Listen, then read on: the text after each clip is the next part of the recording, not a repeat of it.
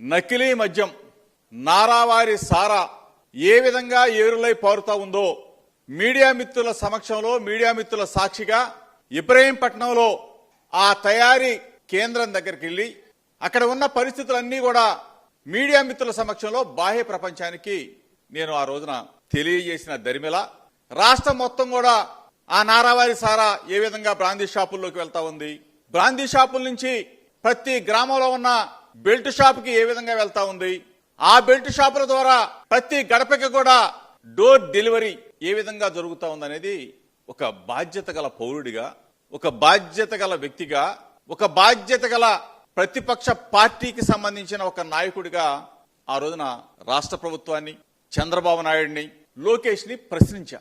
చంద్రబాబు నాయుడు, లోకేష్, ఈ ప్రభుత్వంలో ఉన్న పెద్దలందరూ కూడా కలిసి ఇబ్రహీంపట్నంలో జరిగితే ఇబ్రహీంపట్నంలో అద్దేపల్లి జనార్దన్ అతని సంబంధించిన వాళ్ళు చేస్తే జోగి రమేష్ అనే వ్యక్తి ఇబ్రహీంపట్నం కదా, ఈ డైవర్షన్ తీసుకెళ్లి జోగి రమేష్ ని ఈ కేసులో ఇరికించాలి అని చెప్పేసి 20 రోజులుగా కథ, screen play, direction, action Chandrababu Naidu, Lokesh అసలు ఇంతగా దిగజారిపోయి అసలు ఇంతగా దిగజారుతారా మీరు? ఈ స్థాయిలో జోగి రమేష్ ని బదనామా చేయాలా, వైఎస్ఆర్ కాంగ్రెస్ పార్టీ మీద నింద వేయాలా? నా హృదయాన్ని గాయపరిచారు, నా వ్యక్తిత్వ జీవితం మీద బురద జల్లే కార్యక్రమానికి ఈ ప్రభుత్వం శ్రీకారం చుట్టింది. చంద్రబాబు నాయుడు, లోకేష్ శ్రీకారం చుట్టారు. దేనికైనా రెడీ. ఫస్ట్ సిబిఐ ఎంక్వైరీ కోరాం, రాష్ట్ర ప్రభుత్వాన్ని డిమాండ్ చేశా. సిబిఐ ఎంక్వైరీ ఏమని చెప్పేసి అడిగాం, దానికి సమాధానం లేదు. సరే దానికి సమాధానం లేదు కదా, లై డిటెక్టర్ టెస్ట్ కి నేను రెడీ అని చెప్పా.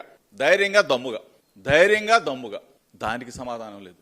తిరుమల రాలేము, బెజవాడ అమ్మ కనకదుర్గమ్మ దగ్గరికి రాలేము అని అంటే నేనే, నా కుటుంబం, నా భార్య బిడ్డలను తీసుకొని చంద్రబాబు నాయుడు గారి ఇంటికి వస్తాం. భగవద్గీత తీసుకొని జోగి రమేష్ ఈ నకిలీ మద్యం కుంభకోణంలో ఉన్నాడని ఒక్క మాట చెప్పు చంద్రబాబు నాయుడు, ఏ శిక్షకైనా నేను రెడీగా ఉన్నానని చెప్పా. దానికి సమాధానం లేదు.